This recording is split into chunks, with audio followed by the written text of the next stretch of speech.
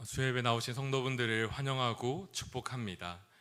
우리 네, 우리 옆에 분들과 한번 인사하고 같이 말씀을 살펴보면 좋을 텐데요. 오늘도 함께 하나님 안에 거합시다. 우리 한번 인사합시다. 네.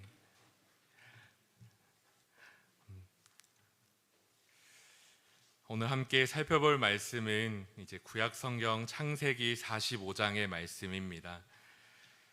창세기 45장 1절부터 15절까지의 말씀인데요. 우리 함께 이 말씀을 먼저 함께 읽고 또 그 말씀에 대하여 함께 나누기를 원합니다.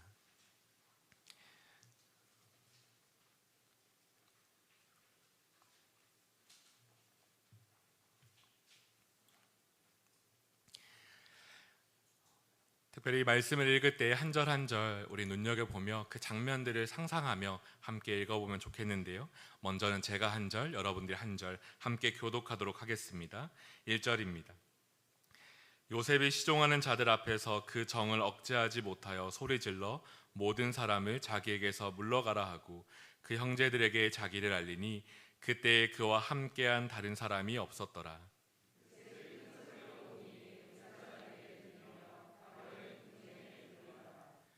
요셉이 그 형들에게 이르되 나는 요셉이라 내 아버지께서 아직 살아계시니까 형들이 그 앞에서 놀라서 대답하지 못하더라.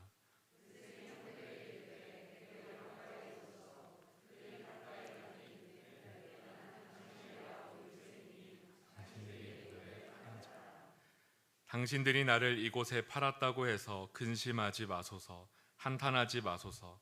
하나님이 생명을 구원하시려고 나를 당신들보다 먼저 보내셨나이다.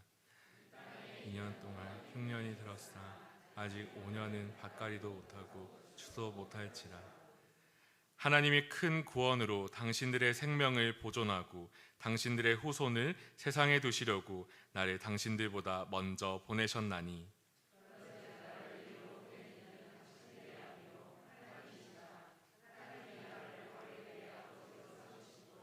그 온 지회를 주로 삼으시고 애굽 온 땅의 통치자로 삼으셨나이다. 당신들은 속히 아버지께로 올라가서 아뢰기를 아버지의 아들 요셉의 말에 하나님이 나를 애굽 전국의 주로 세우셨으니 지체 말고 내게로 내려오사.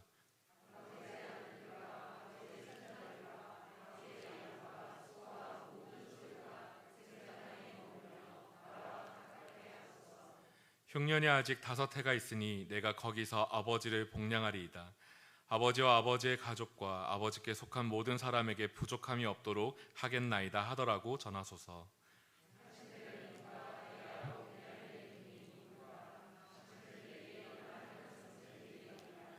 당신들은 내가 애굽에서 누리는 영화와 당신들이 본 모든 것을 다 내 아버지께 아뢰고 속히 모시고 내려오소서 하며 베냐민의 목을 안고 오니 베냐민도 요셉의 목을 안고 오니라.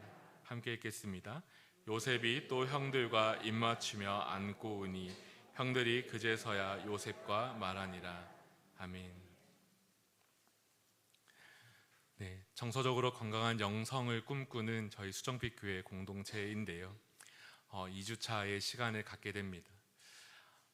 특별히 이 시간을, 이 자리를 생각하면서 아주 짧게 함께 나눌 이야기가 있었는데요. 그것은 무엇이냐면 저기 성도분들은 아실지 모르지만 방송실 부스 앞에 그 위에 있는 화분 하나가 있다는 사실입니다.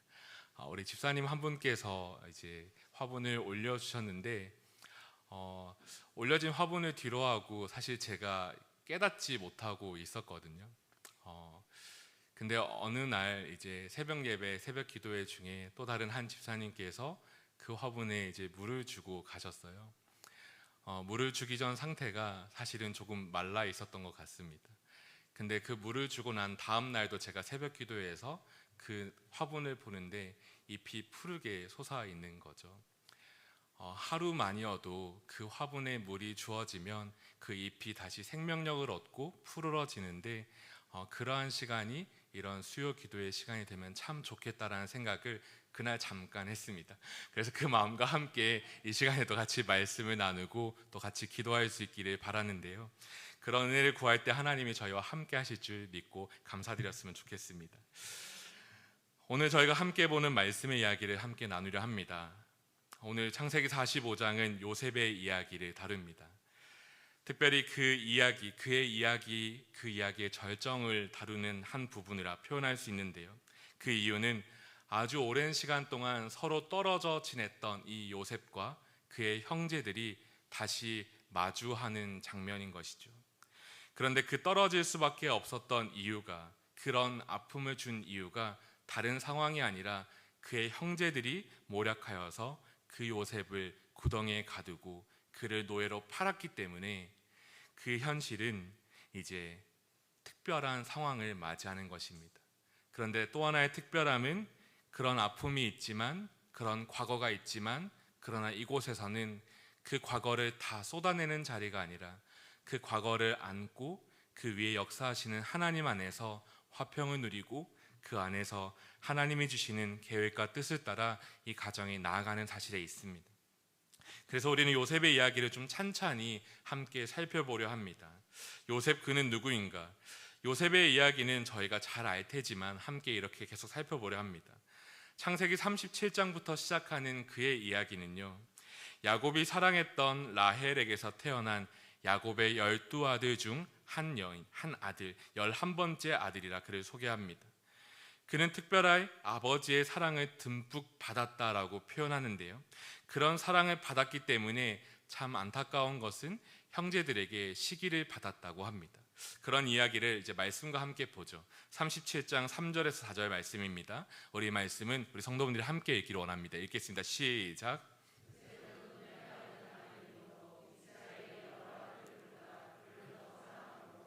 그를 위하여 채색옷을 지었더니 그의 형들이 아버지가 형들보다 그를 더 사랑함을 보고 그를 미워하여 그에게 편안하게 말할 수 없었더라.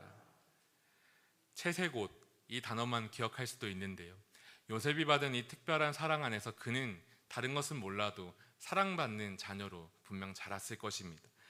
그런데 그 사랑이 형제들에게는 미움과 시기를 받을 만했고 그것이 이 성경에 표현된 것이죠. 그런데 이런 짧은 배경적인 소개와 함께 그의 이야기가 이어지는데 다소 그의 모습은, 어릴 때의 모습은 천진난만한 이야기로 이어집니다. 그리고 조금은 미성숙한 모습도 담겨 있다고 하죠. 어떤 이야기냐면 창세기 37장 7절과 8절인데 이것도 함께 읽기를 원합니다. 우리 함께 읽겠습니다. 시작.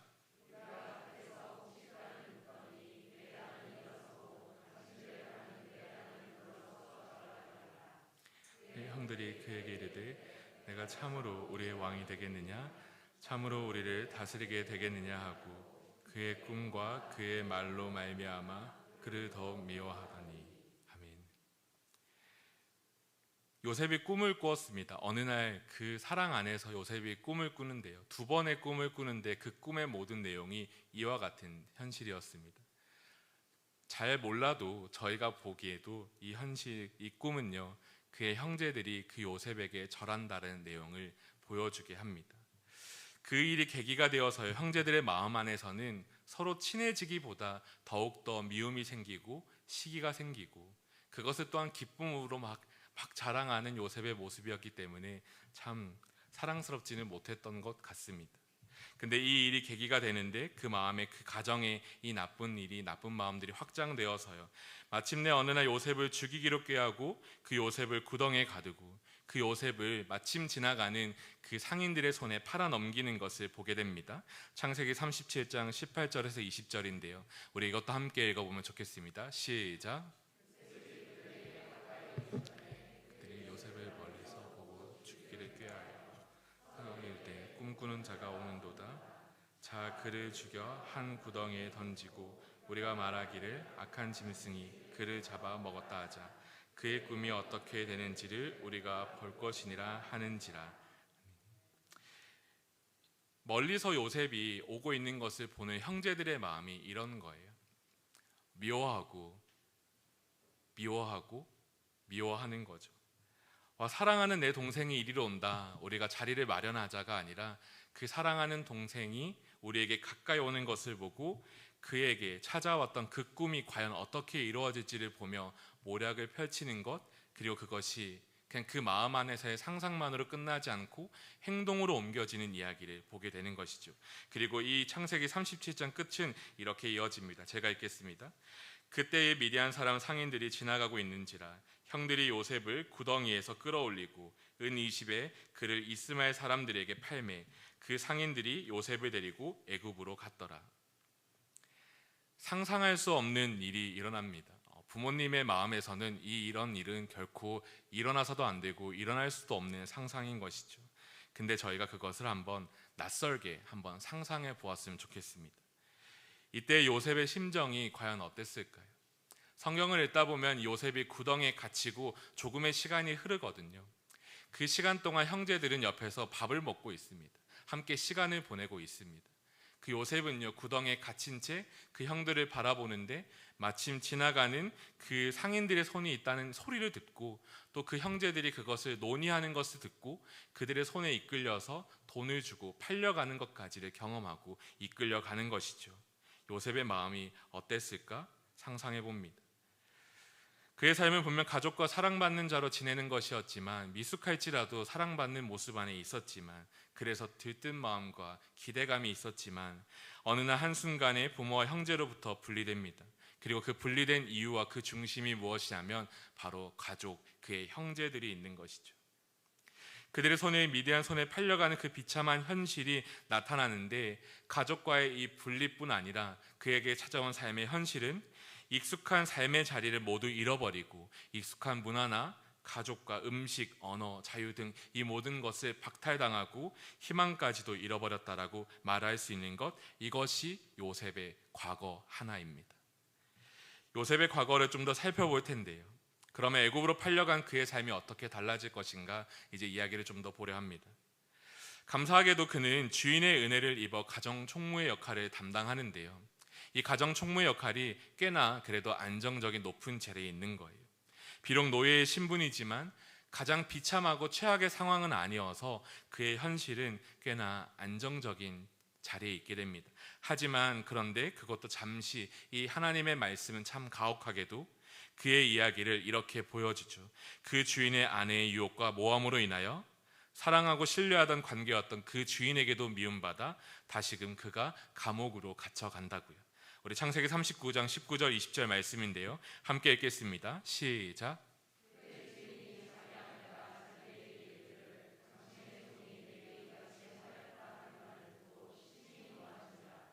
이에 요셉의 주인이 그를 잡아 옥에 가두니 그 옥은 왕의 죄수를 가두는 곳이었더라.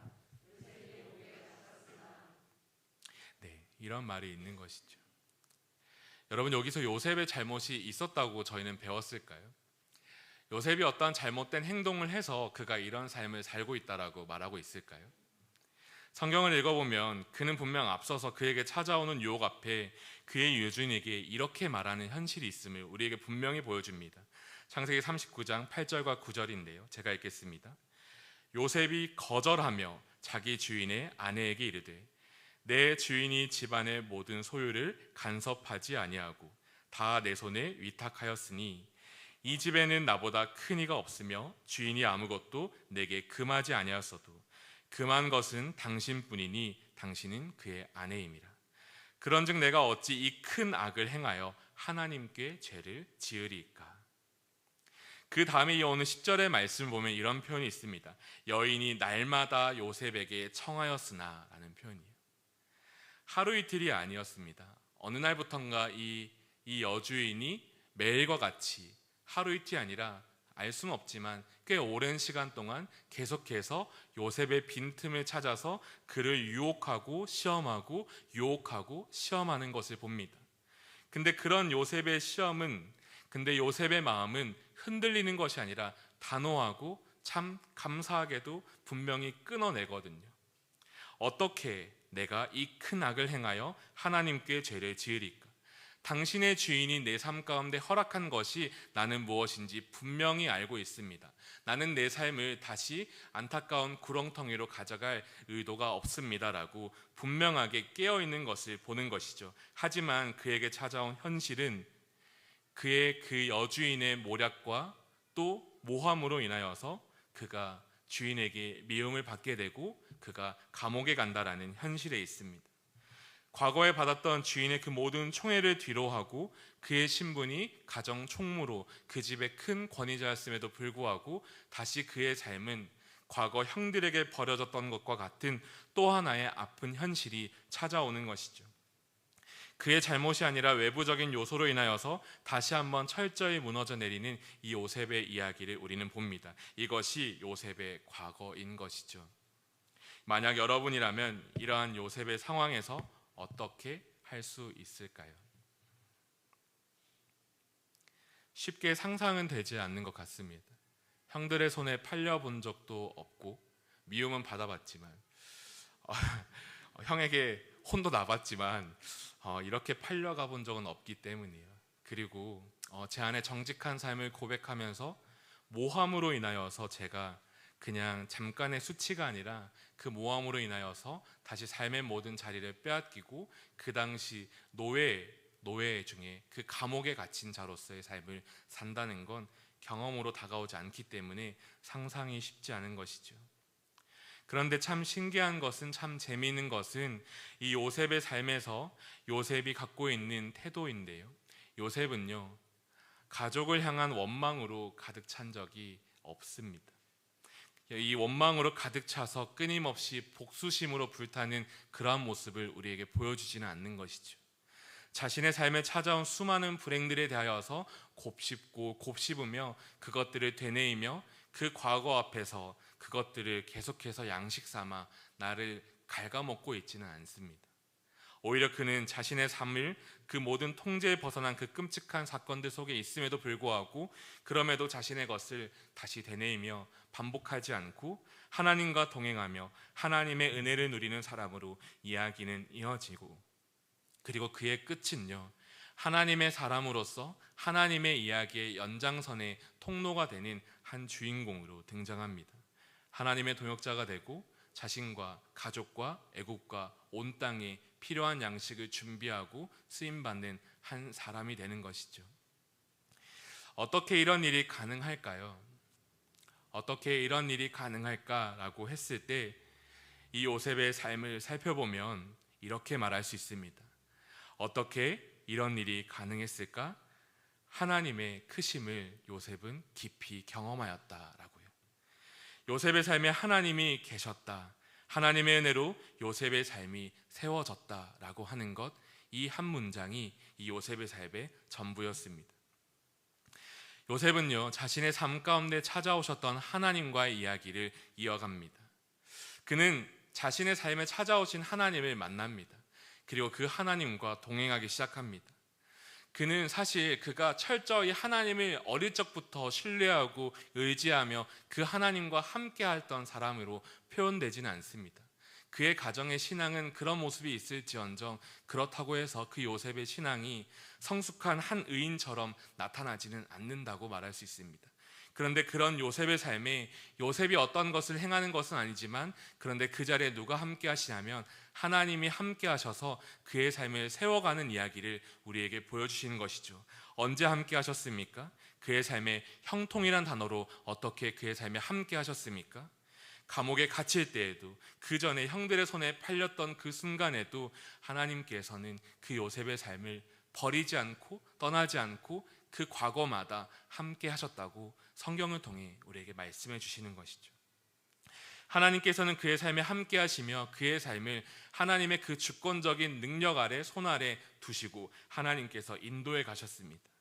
그의 과거의 삶은 오늘날 우리가 보기에도 충격적인 삶이지만, 그러나 그는 과거에 맺혀서 그 과를 끊임없이 되뇌이지 않았는데요, 그 이유가 다른 것이 아니라 함께 하셨던 하나님께서, 우리를 사랑하시는 그 하나님과 동일한 그 하나님께서 그 요셉의 삶 가운데 함께 하셔서 그의 삶이 부정으로 향하는 것이 아니라 끊임없이 긍정으로 향해 나갈 수 있도록 하나님이 주장해 가시는 것을 우리는 보는 것이죠.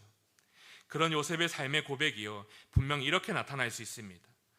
내가 형들에게 이렇게 미움받고 버림받다니, 내가 이렇게 노예로 팔려갔다니, 내가 이렇게 모함을 받아 다시 감옥에 갇히다니, 내가 이 오랜 시간 동안 이 옥살이를 한다니, 내가 과거에 꾸었던 그 꿈은 무엇이고 과거에 받았던 그 사랑은 무엇인가? 지금 내 삶을 보았을 때는 나는 참 의미 없는 것 같은데, 어찌 내게 이런 과거가 있을 수 있나? 어찌 내게 이런 현실이 있을 수 있나? 왜 나의 삶은 이래야만 하는가? 분노하고 원통해하고 아파하고 신음하며 소리칠 수 있는데, 그런데 이 요셉의 삶은 그렇게 등장하지는 않습니다. 그럼 어떤 고백이 나타날까요? 우리가 함께 이것을 읽어보았으면 좋겠는데, 창세기 41장 51절 52절 우리 함께 읽겠습니다. 시작.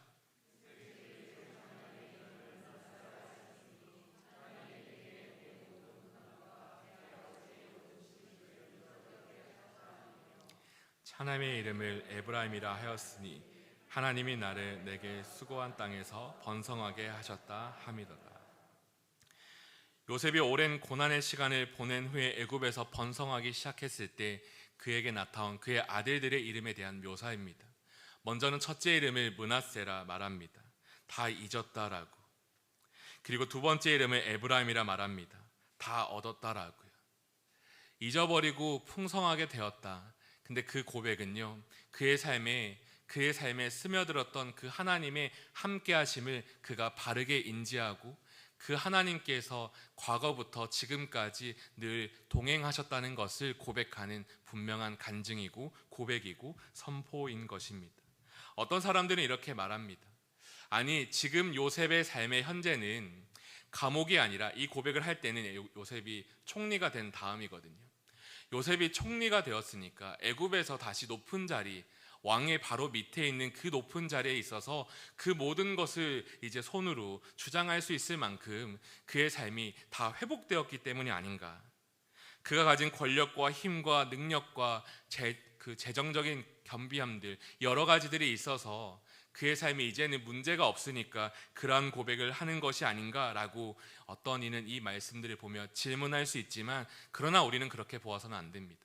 하나님의 말씀 안에서 하나님께서 보여주신 이야기는 하나님께서 그 처음부터 끝까지 함께 하셨다라고, 그것을 전에 나눴죠. 아브라함이 하나님의 열심 아래서 그 약속을 따라 믿음을 고백했던 것처럼 이 요셉도요, 하나님에 대한 믿음이 하나님 앞에 드려지고 있는 것이라고 말할 수 있습니다.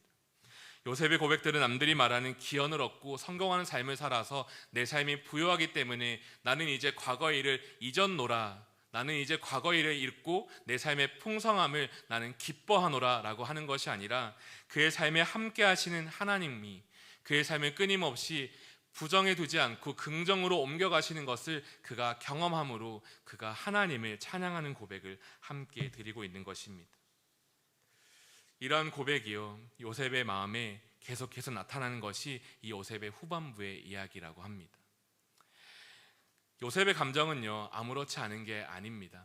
요셉이요, 이 일이 있고 난 다음에, 이 고백을 한 다음에 이제 형제들을 만나거든요. 형제들을 만날 때 요셉이요, 여러 번 울고 또 운다라고 표현을 해요. 오늘 우리가 함께 읽었던 45장 1절 2절을 살펴보면 그 정을 억제하지 못하여 소리질러 모든 사람을 자기에서 멀리 떠나가게 하였고 그가 큰 소리로 울고 울었는데 그 소리가 바로의 궁에 들렸다라고 합니다. 여러분 다 이렇게 울어본 적 있죠? 꺼이꺼이. 전체 먹을 것을 빼앗겼을 때, 어렸을 때 제 형과 다투며 억울한 일을 맞았을 때 정말 서럽게 울어본 적이 많은데요, 그 서러운 울음소리가 이 요셉의 삶의 고백으로 나타나는 것이지요. 그냥 하나님과 동행했다고 해서 과거의 일이 그냥 감쪽같이 잘라지고 사라진 것이 아니라, 그의 형제들을 마주했을 때 그가 가졌던 그 과거의 일들이 이렇게 들어오는데, 그런데 그 과거의 일이 그 형제들을 만나 우는 가운데에서 원망과 불평과 불행과 그들에게 되갚음으로 향하는 것이 아니라, 하나님이 이전에 이미 다 그의 마음을 만지시고 고치셔서요, 그의 삶이 다른 곳으로 향해 가는 것을 오늘 본문이 보여주고 있는 거예요. 어떻게 나타나냐면요, 우리 창세기 45장 5절에서 7절 말씀을 함께 읽기 원합니다. 우리 말씀 함께 읽겠습니다. 시작. 근심하지 마소서, 한탄하지 마소서. 하나님이 생명을 구원하시려고 나를 당신들보다 먼저 보내셨나이다. 이 땅에 2년 동안 흉년이 들었으나 아직 5년은 밭갈이도 못하고 추수도 못할지라. 하나님이 큰 구원으로 당신들의 생명을 보존하고 당신들의 후손을 세상에 두시려고 나를 당신들보다 먼저 보내셨나니. 아멘. 과거에는 이 본문을 볼 때 잘 몰랐습니다. 그냥 이 단편만 보고 묵상을 하면서 그냥 그런 줄 알았습니다. 그냥 성경의 한 인물이기 때문에 하나님의 말씀이니까 이런 고백을 할 수 있구나 생각을 했는데요. 아주 조금 세월이 더해지는 저에게도 이 고백이요, 그냥 드려지는 고백이 아니라고 생각하게 됩니다. 그는요, 그의 삶에서 다 묘사되지는 않지만, 우리의 일상처럼 매일매일마다가 묘사되는 것은 아니지만, 그러나 그의 삶에 하나님 안에 있었음을 그가 누려왔던 것을 보여주는 거죠. 하나님 안에서 그의 과거가 그냥 이유 없다는 것을 말하지 않고, 그의 과거가 하나님께서 함께 하셨음에도 불구하고 주어질 수밖에 없었던 그 이유가 있었음을 그가 깨닫고, 그 과거 앞에서 그것을 소화하면서 하나님의 형제들을 맞이했을 때 그 앞에서 이렇게 얘기하는 거예요. 하나님의 큰 구원으로 당신들의 생명을 보존하고 당신들의 후손을 세상에 두시려고 나를 당신들보다 먼저 보내셨다라고요. 울면서 이 고백을 하지 않았을까 상상도 해봅니다. 그냥 담담한 목소리로도 하지 않았을까 생각도 해봅니다. 그런데 그의 감정도 상상을 해봅니다. 어떠한 마음으로 이 표현을 할 수 있을까? 힌트가 있지 않을까요? 앞에 있는 그 본문에서 이미 큰 소리로 울고 울어서 그 소리가 멀리 퍼졌다라고 하는 그것에 이미 그 힌트가 있지 않을까?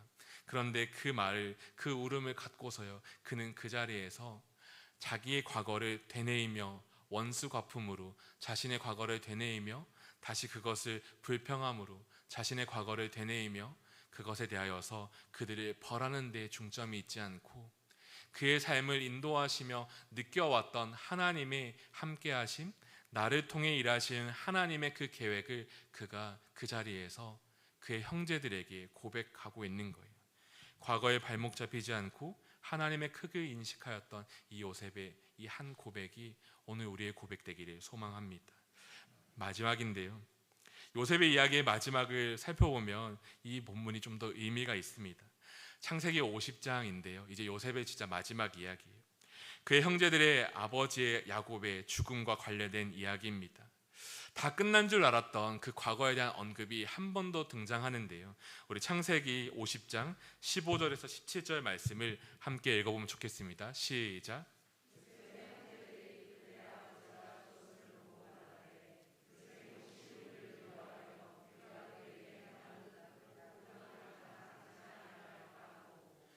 요셉에게 말을 전하여 이르되 당신의 아버지가 돌아가시기 전에 명령하여 이르시기를, 너희는 이같이 요셉에게 이르라, 내 형들이 내게 악을 행하였을지라도 이제 바라건대 그들의 허물과 죄를 용서하라 하셨나니, 당신 아버지의 하나님의 종들인 우리 죄를 이제 용서하소서 하매, 요셉이 그들이 그에게 하는 말을 들을 때에 울었더라. 성도분들의 눈에 이것이 보였으면 좋겠습니다. 형들의 모습이 보이시나요? 누가 과거에 사로잡혀 있나요? 누가 과거에 매여 있나요? 누가 그 과거에 묶여서 지금 다시 그 자유를 누리지 못하고 그것들을 되뇌이고 있나요?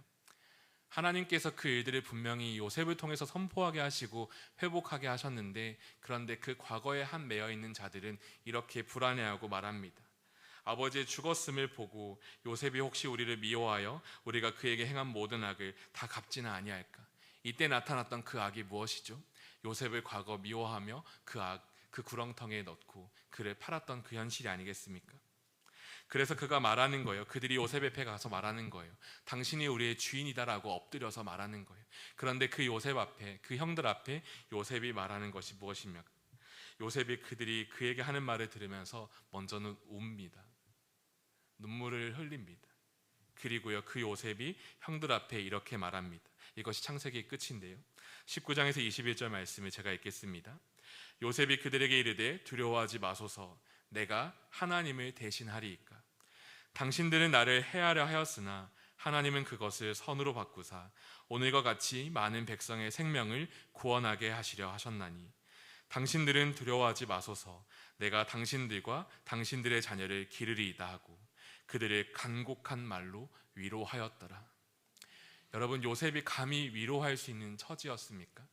그가 그 과거 안에 사로잡혀 있다면 정말로 그들을 위로할 수 있는 처지로 나아갈 수 있습니까? 그런데 그의 삶은요, 이미 그의 삶 속에 끊임없이 함께 하셨던 하나님으로 인하여서 그의 삶이 변화가 있는 거예요. 은혜로 말미암아 참된 고백이 있는 거예요. 그리고 그 고백 안에서 과거로 회귀하는 것이 아니라 그는 현재의 삶을 기뻐하며 그의 삶에 나타난 하나님의 뜻을 이루어가는 것입니다. 하나님께서 큰 구원을 이루기 위하여서 나를 이 자리에 부르셨다고, 나를 이 자리에 형제들의 손을 통하여 보내셨다라고, 하나님의 이름 안에서 그의 이름을 다 위로를 받고 그 안에서 형제들을 위로하는 거죠. 더 이상 두려워하지 마십시오. 더 이상 두려워할 필요 없습니다. 내가 당신들과 함께하는 이것이 하나님이 내게 허락하신 또 하나의 선물인데 왜 두려워합니까? 내가 당신들과 당신의 자녀들을 내가 기르리이다 라고 선언해 주는 것이죠. 그리고 이 말을 들었을 때 형제들의 마음이 어땠을지 상상해 봅니다. 이 대화와 함께 우리가 발견해야 되는 것이 무엇입니까? 이 요셉의 이야기 안에서 우리가 발견해야 되는 것이 무엇입니까? 하나님이 기뻐하시는 자리는 어떠한 자리일까요? 하나님이 우리를 바라보시며 원하시는 모습은 어떠한 모습일까요? 하나님이 우리를 두고 계획하시고 생각하시며 함께 하시며 우리를 형통케 하시며 하나님의 인도하심 아래서 우리를 이끌어 가시는 그 자리는 어디이겠습니까? 요셉의 형들의 모습일까요? 아니면 이 요셉의 모습일까요? 말씀을 마치겠습니다. 대부분의 사람들과 같이 요셉의 삶 또한 결코 평범하지 않은 것을 조금 길게 나눴습니다. 정말 다양한 이야기로 말로 표현할 수 없는 아픔과 슬픔이 그 요셉의 삶 가운데 함께하는 것을 나눴습니다. 그런 그의 삶을 성경을 통하여서 함께 바라보면요, 잠깐의 행복을 떠나서 영원한 슬픔으로 나아가는 듯 절망과 고통이 그의 삶에 이유 없이 찾아온 것을 봅니다. 하지만 성경은 그것으로 끝내지 않습니다. 그런 과거 아래 하나님이 함께 하시고 그의 삶 가운데 요셉에게 찾아오셔서 말씀하시고 그의 삶을 부정에서 긍정으로 세우시며 그의 결정적인 순간이 찾아올 때 그가 하나님의 은혜를 고백하도록 이끄셨습니다. 오늘 이 삶이 우리의 삶이 되기를 원합니다. 정서적인 건강한 영성, 하나님이 우리를 특정한 가족과 특정한 장소 그리고 특정한 역사의 순간에 하나님이 두셨다는 것을 인정하고, 그러나 그 과거에 발목을 잡히지 않고 하나님을 고백하며 하나님의 은혜를 간구하는 것, 그것이 오늘 우리에게 필요한 줄 압니다. 우리가 이 시간 함께 찬양하며 하나님의 은혜를 간구했으면 좋겠습니다. 우리 함께 이 시간 모든 상황 속에서 함께 찬양하며 나가기 원합니다.